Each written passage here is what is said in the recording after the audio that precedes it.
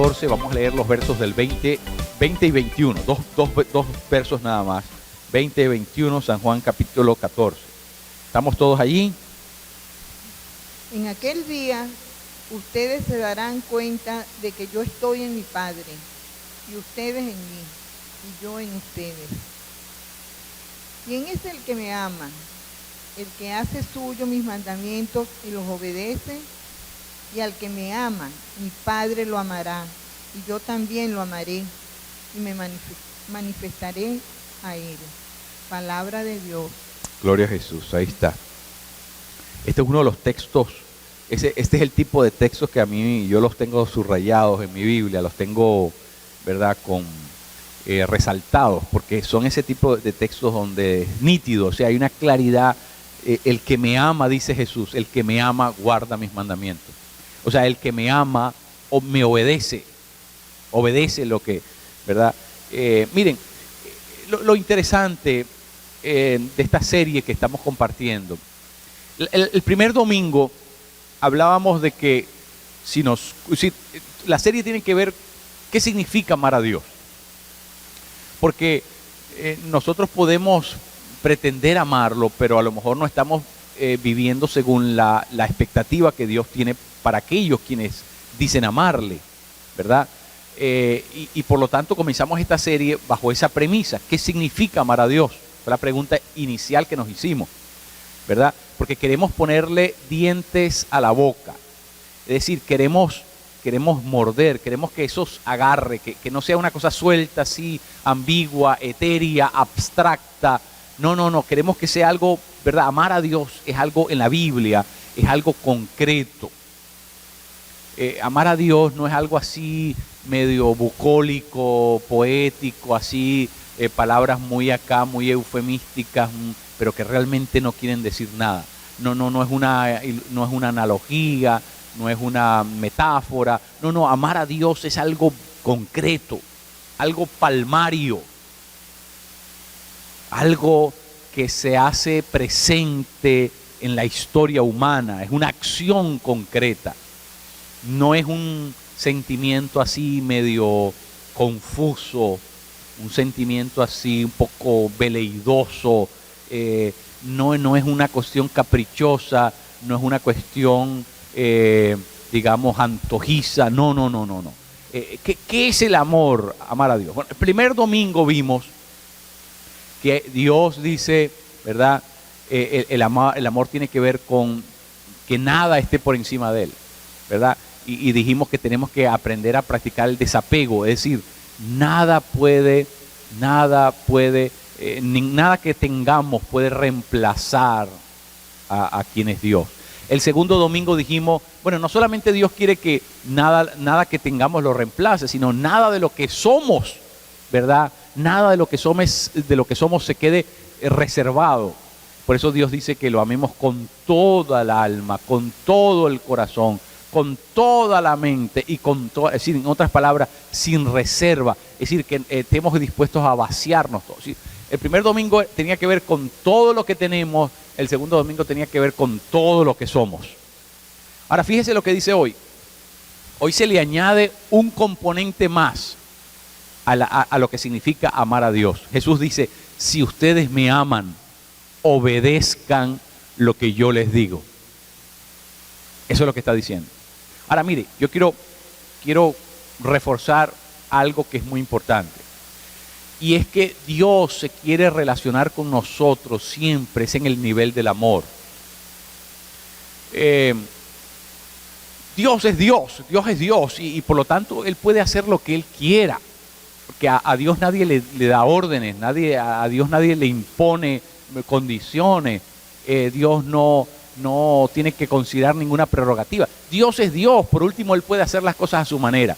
Y Él nos pudo haber hecho, fíjese, Dios nos pudo haber hecho algo así como un tipo clon, un genoma, un humanoides, o en el peor de los casos nos pudo haber hecho seres robóticos que estaban programados solamente a decir sí, Dios, lo que usted diga, sí, Dios. Es decir, un robot que solamente sabe decir sí, claro, por supuesto, pero si Dios nos hubiese hecho así, seres sin libertad, significaba que Dios no podía aspirar a que nosotros lo amáramos.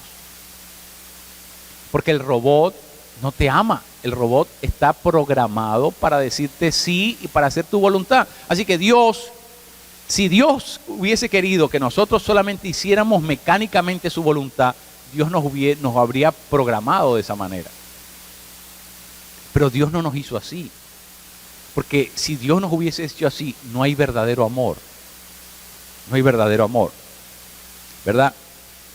Nosotros no vivimos en estas culturas orientales, pero yo las conozco de primera mano porque yo viví en Venezuela entre mucha gente, ¿verdad?, del Medio Oriente.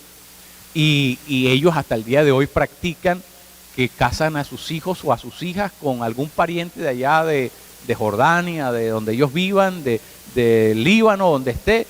Los mandan y lo único que la persona tiene, en el mejor de los casos, es una fotografía, pero no tiene más nada. Y los casan y así, ¿verdad? La persona es una cita ciega, ¿no? Pero la cita ciega es el día de la boda, imagínense. Y bueno, ¿por qué lo hacen? Bueno, lo hacen por obediencia a sus padres. Pero obviamente que no hay, que todavía el amor no es posible, porque el amor, ¿verdad?, no ha nacido, ¿no? Pero lo hacen por obediencia a sus padres. Mire, Dios no nos dice, si me amas, guarda mis mandamientos. Dios no nos dice, obedéceme si me amas. Qué interesante, Dios nos dice, si me amas, guarda mis mandamientos. En otras palabras, lo que Dios quiere es que la relación que nazca de nosotros y Él sea una relación de amor. Porque solamente donde hay una relación de amor hay una relación libre. Hay una relación libre.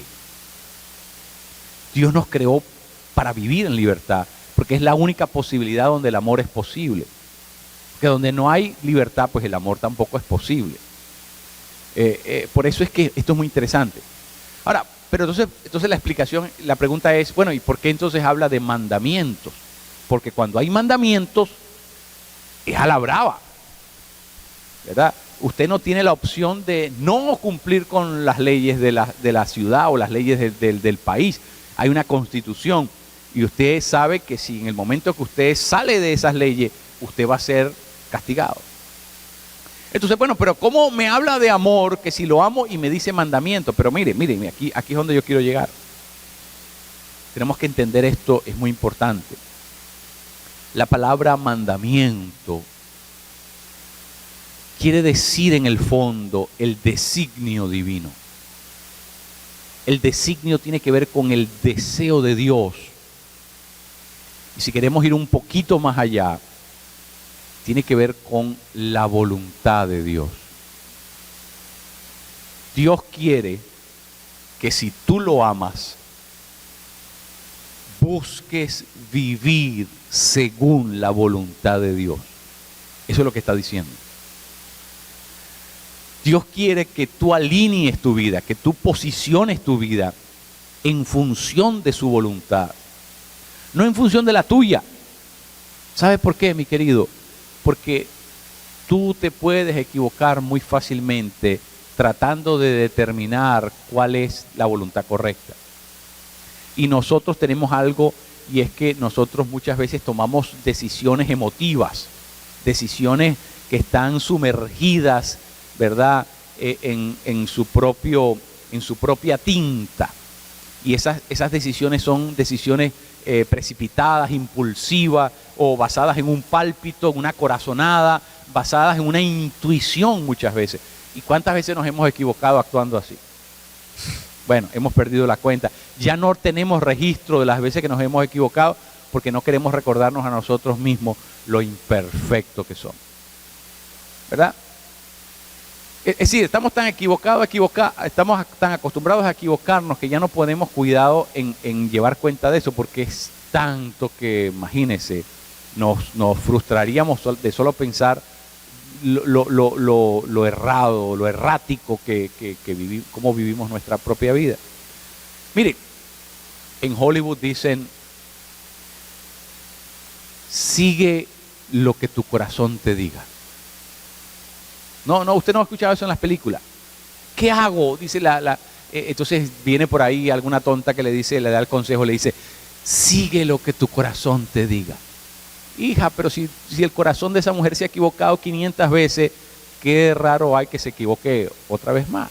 O sea, por favor, nuestro corazón no es la pauta, no es la referencia. No, pero es que si tú lo haces de corazón, mi querido, hacer algo de corazón tampoco es la garantía de que vamos a ir en la dirección correcta, de que vamos a hacer lo correcto.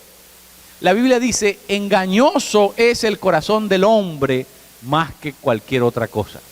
¿Por qué? Porque hoy usted cree algo, usted está persuadido de algo y mañana, ¿verdad? Usted ya no cree que es así. O sea, su corazón lo puede engañar. Su corazón puede ir en direcciones distintas. Su corazón en un momento cree algo y 10 minutos después cree otra cosa. Usted hoy tiene certidumbre de algo y mañana amanece sin sumergido en la duda. Es decir, el corazón humano está arriba, es voluble, lo que llamamos voluble. ¿Por qué? Porque el corazón humano es susceptible, ¿verdad?, a muchas cosas. Porque nosotros somos seres frágiles, somos seres finitos, somos seres que vivimos, dependemos de nuestras circunstancias, ¿no? Lo que decía José Ortega y Gasset, yo soy yo y mi circunstancia. Es decir, los seres humanos vivimos afectados diariamente por nuestras circunstancias y por lo tanto no podemos tomar decisiones basadas en nosotros mismos, porque nosotros no somos la referencia. ¿O alguno de ustedes sabe lo que va a pasar en los próximos 30 segundos? Nadie. Ni siquiera en los próximos 10 segundos, ni siquiera en los próximos 5 segundos. Es decir, nadie tiene control de nada que va a pasar. Es decir, nadie lo puede ver. Nadie puede visualizar eso. Nadie puede proyectar su vida. Nosotros no podemos garantizar nada. Porque a la verdad, mi querido, nosotros no controlamos nada. Entonces, por eso nosotros no somos la referencia de lo que tenemos que hacer. La referencia de lo que tenemos que hacer en la vida es la voluntad de Dios. Y la voluntad de Dios nos viene dada como el deseo de Dios, el designio de Dios o los mandamientos de Dios. Significa exactamente lo mismo. Es lo que Dios quiere para... ¿Sabe por qué, mi querido? Le voy a explicar algo importantísimo. La voluntad de Dios es perfecta. A lo mejor tú no lo puedes entender porque cuando uno es, especialmente cuando uno es joven, ¿verdad? Uno quiere comerse la vida de un solo mordisco y uno después se da cuenta que no es así, ¿verdad? La persona que está encaprichada con alguien y no puede ver su futuro, su horizonte, su vida, no se puede imaginar qué sería la vida sin esa persona. Y estaría dispuesto a cortarse las venas por amor y 2 días después conoce a otra chica y ya ni siquiera se acuerda de la otra por la cual si hubiese 48 horas antes estaría muerto ya la persona desangrada. Y ya ni siquiera se puede acordar de esa porque conoció a otra que... Así es el corazón humano. Así es el corazón humano. Por lo tanto, nosotros no podemos fiarnos del corazón. Tiene que haber una referencia fuera de nosotros. Y esa referencia fuera de nosotros es el deseo, la voluntad de Dios.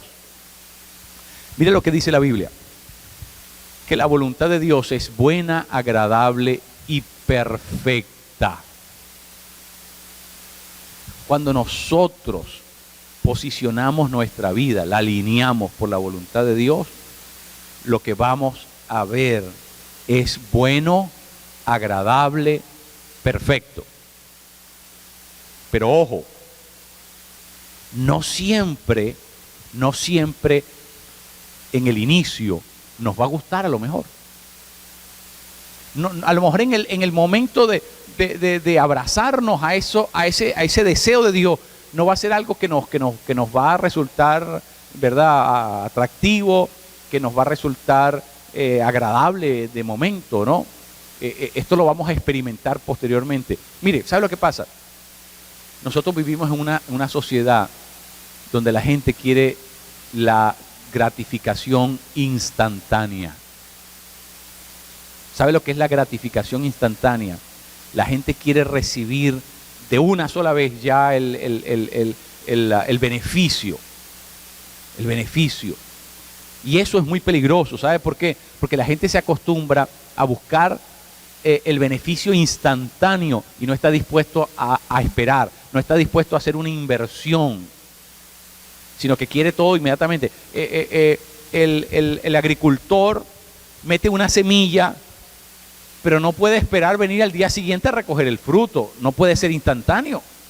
Tiene que meter la semilla y después tiene que, ¿verdad?, regar esa semilla, tiene que abonar esa semilla, tiene que limpiar la plantica después que nace y tiene que cuidarla, vigilarla, estar pendiente que los animales no la destruyan. Es decir, es un proceso, tiene que invertir tiempo. Ahora, ¿qué pasaría si el campesino, el agricultor, no está dispuesto a hacer esa inversión de tiempo? Quiere su dinero inmediatamente, quiere que quiere moverlo, duplicarlo, multiplicarlo, y no está dispuesto a esperar el tiempo que toma la matica en crecer, en germinar, crecer, hacerse robusta y finalmente dar el fruto esperado.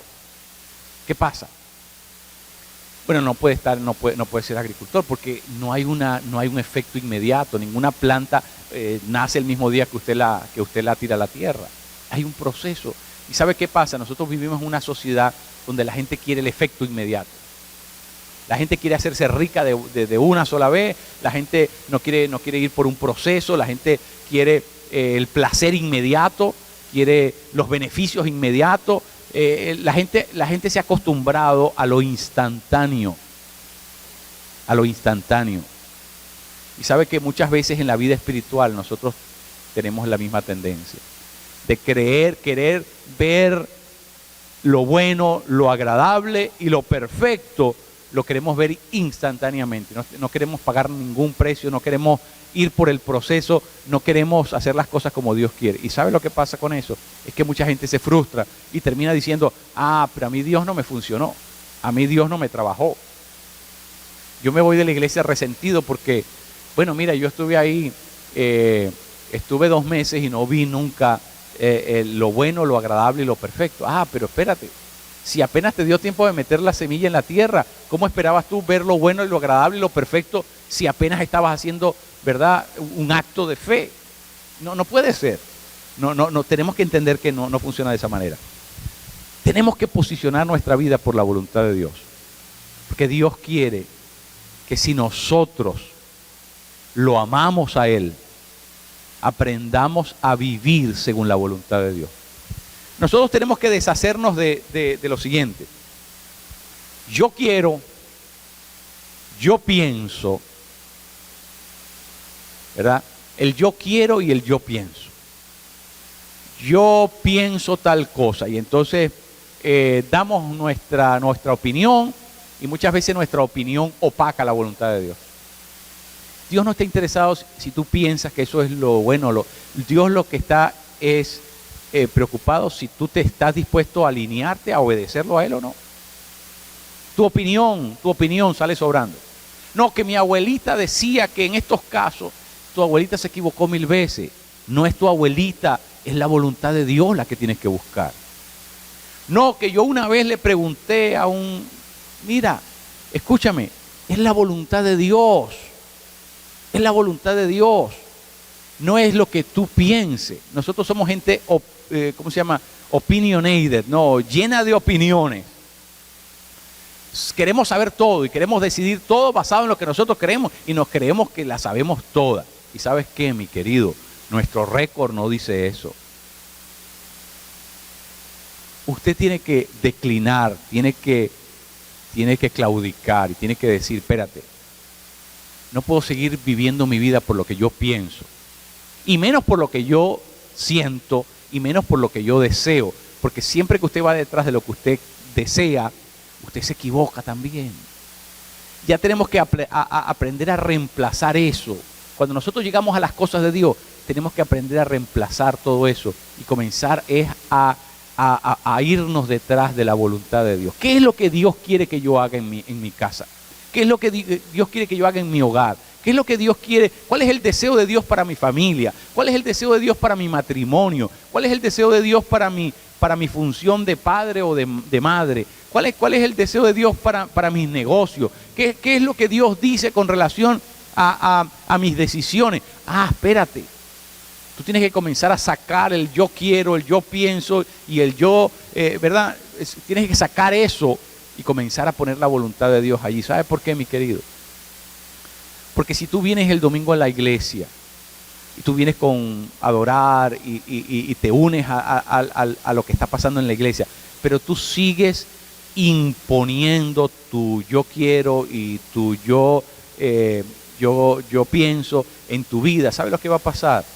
Por último, tú estás en control de tu vida y tú no estás buscando hacer la voluntad de Dios, sino tu propia voluntad.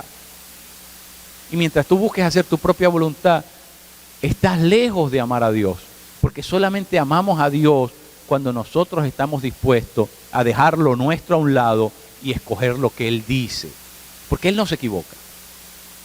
¿Qué le dijo María? ¿Recuerdan la boda de Canaán? ¿Verdad? Y Jesús llega a las bodas de Canaán, pero María, que aparentemente tenía algún tipo de relación con los que celebraban la fiesta, esas fiestas se celebraban por una semana seguida. Eso no era una fiesta de una noche. En el mundo antiguo las bodas duraban, ¿verdad? De hecho, duraban hasta que se acabara el vino, por decirlo de alguna manera. Y cuando llega Jesús a las bodas de Canaán, resulta que el vino se acabó y la fiesta había apenas comenzado. María, ¿verdad?, busca a la gente de la casa y le dice, miren, lo que Él les diga, háganlo. Jesús, María, la madre de Jesús, le dice, lo que Jesús diga, háganlo. ¿Por qué? Porque Jesús es el que sabe cómo hacer las cosas. Jesús es el que sabe cómo convertir el agua en vino. No te pongas tú a inventar cómo hacerlo, porque no te va a salir. Solamente a Él le sale. Busca hacer su voluntad, no la tuya. Cuando Jesús estaba en Mateo 17, en el monte de la transfiguración, ahí estaba Elías y estaba Moisés, junto con el Señor Jesucristo en esa aparición. Por eso se llama el monte de la transfiguración, porque pasó algo, ¿verdad?, sobrenatural.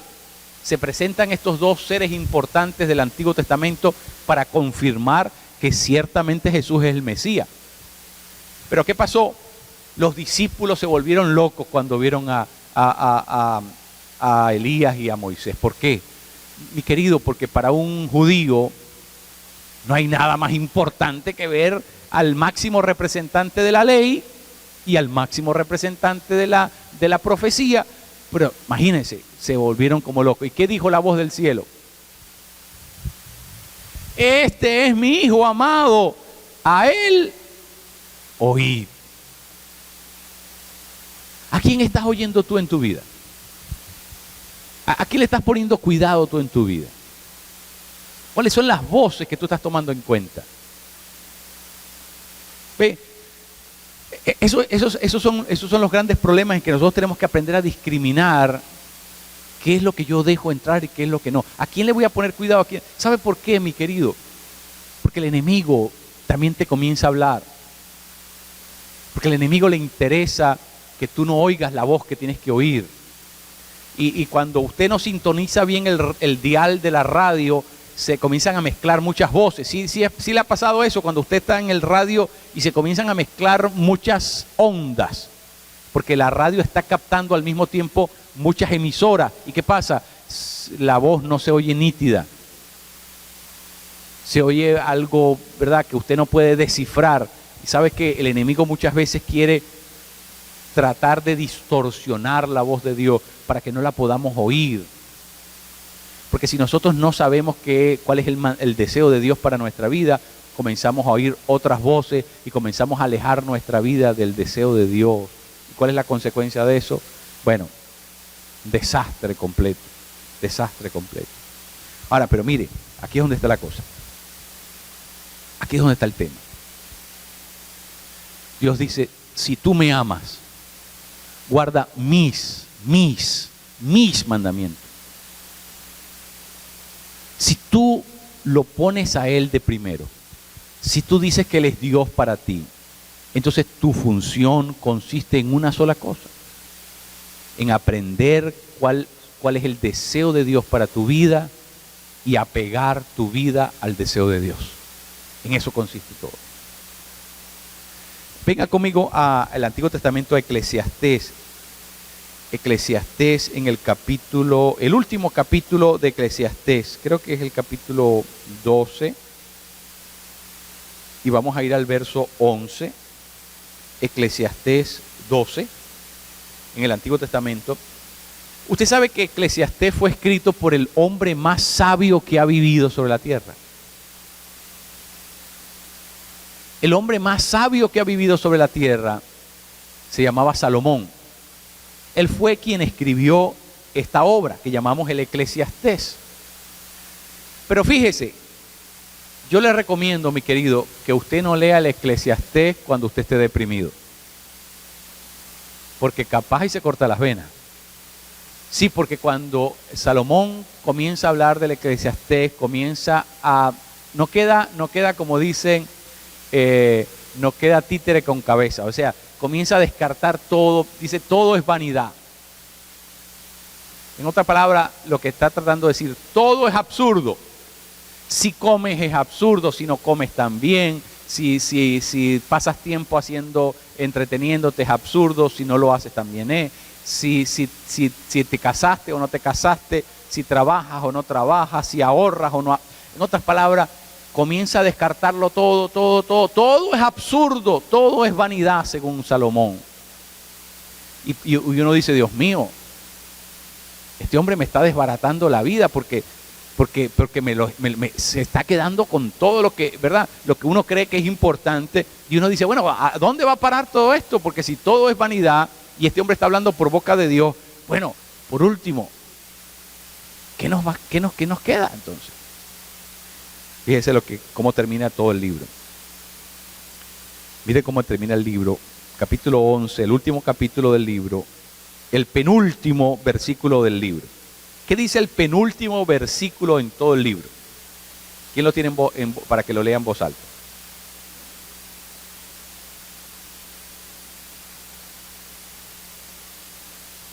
¿Sí? Ahí está. Ahí está. La conclusión de todo ese discurso, es: teme a Dios y guarda sus mandamientos. Témelo a Él y guarda. ¿Qué cosa es temer a Dios? Temer a Dios es amar lo que Dios ama y odiar lo que Dios odia. El temor a Dios es cuando nosotros, ¿verdad?, nos tomamos tan en serio a Dios, que no queremos hacer nada que Él no haga, ni queremos dejar de hacer nada que Él haga. Es decir, todo lo que Dios ama, nosotros debemos amarlo, y todo lo que Dios aborrece, odia, nosotros tendríamos que odiar. Ese es lo que engendra cuando tenemos el temor de Dios en nuestra vida. Pero fíjese, teme a Dios y guarda sus mandamientos. ¿Sabe por qué, mi querido? Porque Dios te hizo. Y si Dios te dice que vivas de esta manera, no puede haber equivocación ninguna.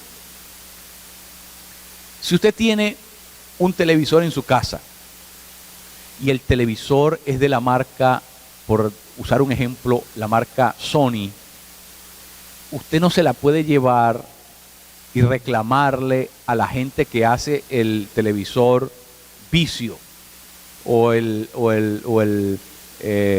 ¿cómo se llama? Panasonic o General Electric o Philips. Usted no se lo puede llevar a esa gente, porque esa gente le dice: mire, escúcheme, usted está equivocado, nosotros no fabricamos este producto.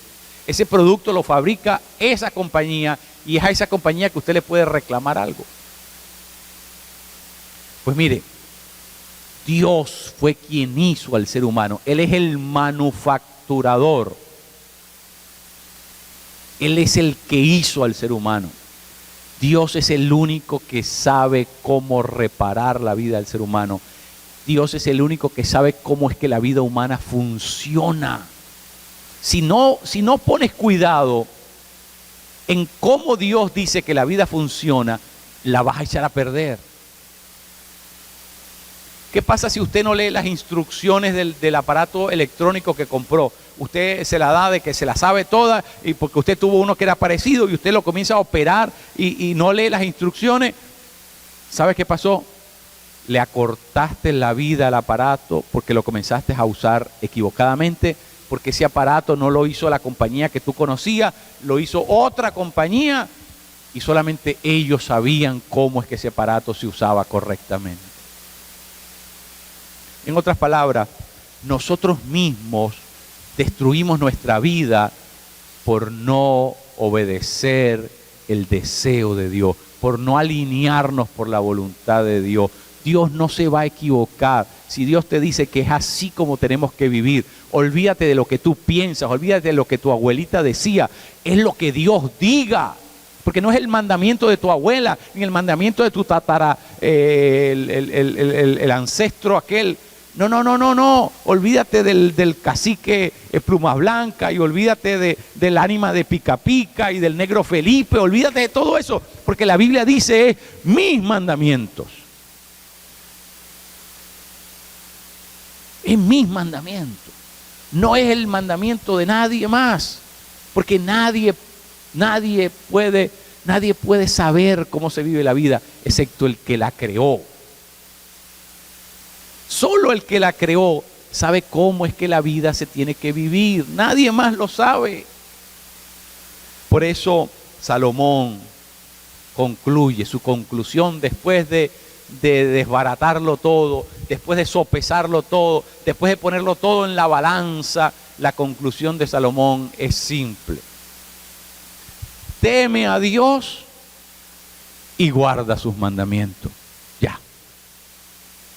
Porque siempre que tú quieras ir detrás de tu propia convicción, de tu propia inteligencia, de tu propia sabiduría, de tu propia corazonada, de tu propio pálpito, de tu propia intuición, siempre vas a terminar metido en un paquetazo. Y después que estés en el suelo, desbaratado, Dios mío, ayúdame, Dios mío. ¿Para qué tienes que pasar por eso? Si Él te dijo que lo temas, es decir, que te lo tomes en serio y que guardes sus deseos, que hagas su voluntad.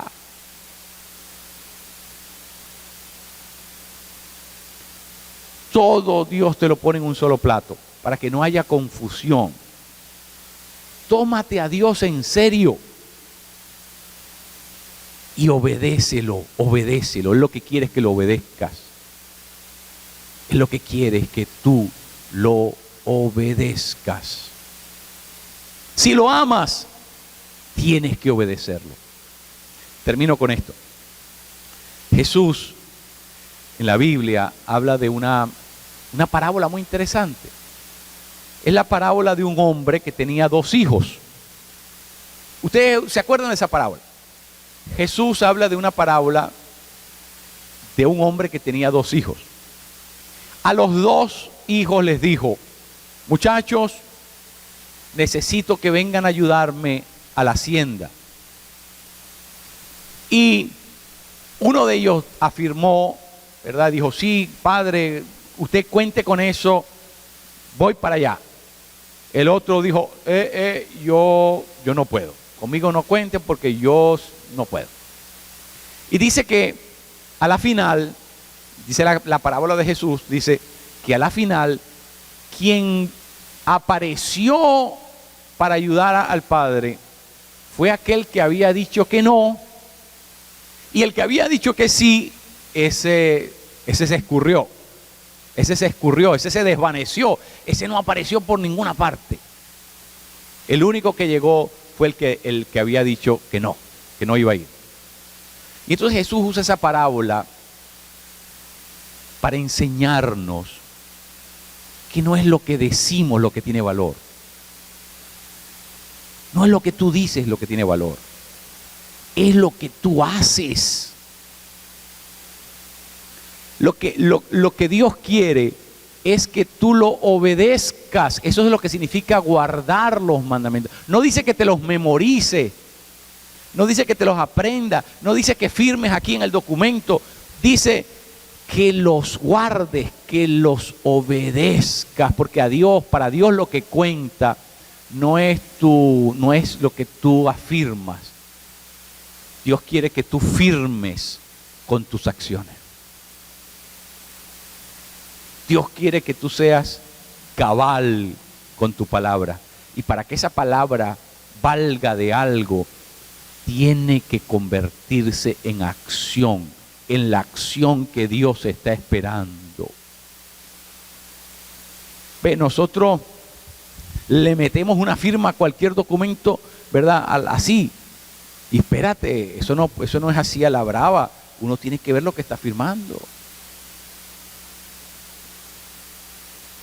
Dios dice, si tú me amas, guarda mis mandamientos. Si tú me amas, guarda mis mandamientos. En otras palabras, aquí no es golpes de pecho, ni manos levantadas al cielo, ni tirado por el piso en vestido de silicio y la cabeza llena de ceniza. Aquí no es, ¿cómo se llama? Ningún acto de flagelación o de castigo del cuerpo. Aquí a Dios esas cosas no, para Él le valen. Eso no tiene ningún tipo de... Dios lo que quiere es tu acción. Dios lo que quiere es el acto de obediencia. Todo lo otro sale sobrando. Todo lo otro puede ser un gran aguaje de un tipo, ¿verdad? Un gran, ¿cómo se llama? Un gran dramaturgo. Un acto histrónico. Dios no quiere nada de eso. Dios lo que quiere es que si tú de verdad dices que lo amas, a la acción, obediencia a Él, obediencia. Eso es todo lo que Dios quiere. Porque hay gente que son muy truculenta, no, Dios, y pareciera que son grandes, fieles, hermosos cristianos. Y uno dice, gloria a Dios, mira esto. Mi querido, pero es como el plástico cuando le comienza a dar el calor, aquello se derrite y se hace nada. Hay gente que no se quitan a Dios de la boca, hay gente que, mire, ¿sabe qué? Dios no hace nada con eso. Porque la verdad es esa, hay gente que cacarea y nunca pone un huevo en su vida. Esas son las gallinas viejas, ¿verdad? Las gallinas viejas es un escándalo, debe tener como 12 huevos porque el ruido que hace la gallina aquella y cuando la va a revisar no ha puesto nada. Ahí sí hay muchos cristianos que aquí, que Dios, que el versículo, que la palabra, que la profecía, que gloria a Dios. Y cuando usted va a ver su vida, no hay obediencia en esa vida. ¿De qué le sirve a Dios eso? ¿De qué le sirve a Dios eso? Mire, mejor ande con la boca calladita, bajo perfil, pero obedezca a Dios, obedézcalo, ciña su vida en obedecerlo. Eso es lo que importa. Eso es lo que importa. El hijo que dijo que no, apareció en la finca del padre. Y fue el que hizo el trabajo, y fue el que cumplió con el padre. Y el otro, el que se llenó la boca diciendo que sí, yo voy, que claro, por supuesto, Padre mío, yo te amo, maravilloso. Ese no apareció. Se escurrió por las endijas, el agua se la tragó las endijas, no apareció por ninguna parte. Entonces, mis queridos, Jesús te dice esta mañana, si tú me amas, guarda mis mandamientos. Si tú me amas, obedéceme. Eso es simple. Lo que Dios quiere de nosotros es la obediencia resuelta. la obediencia sencilla. Un día Jesús se paró delante de un publicano. Un publicano era un recogedor de impuestos, los que trabajaban para el imperio romano, recogiéndole los impuestos al imperio. Un día Jesús se paró delante de un recogedor de impuestos y lo miró y no le dio ninguna explicación, solamente le dijo, sígueme. ¿Y sabe lo que dice la Escritura? Que Mateo se paró y lo siguió. No dice más nada. Ni Jesús le dio explicación, ni le tuvo que decir, mira, te prometo, te ofrezco, estos son los incentivos, estos son los beneficios, fíjate aquí, vas a tener seguro médico, vas a tener un buen pago, un buen salario. No le prometió nada, solamente le dijo, sígueme. Y Mateo lo miró, se paró y se fue detrás de Jesús. Esa se llama la obediencia sencilla. Ve, no hay que estar haciendo tanto espaviento, tanta cosa. La gente vive en eso. No, perfil, bajo perfil. Perfil. Obedécelo. Porque lo que cuenta es la obediencia resuelta. Ahí es donde está la cosa. Y es lo que Dios quiere de cada uno de nosotros. Nos ponemos en pie, mis queridos.